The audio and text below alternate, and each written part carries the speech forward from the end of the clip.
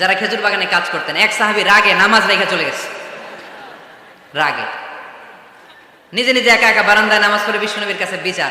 Direct action, action action, indirect না, এটা কি অ্যাকশন? ডাইরেক্ট বড় হুজুরের কাছে যে বলে, ইয়া রাসূলুল্লাহ, কেমন ইমাম পাঠাইছেন, মাগরিবে বাকারা দিয়া ধরছেন। বিশ্বনবীর চেহারাটা আগুনের গোলার মতো লাল হয়ে গেল।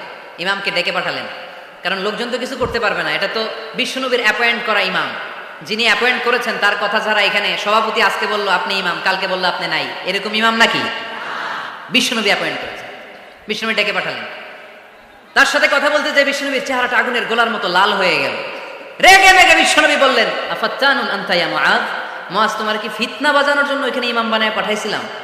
খবরদার, যখন মানুষের ইমামতি করবা, ইদা আম্মাল, তুমি যখন ইমামতি শুরু করবা, ফালিয়ুখাফফিফ, সেজন্য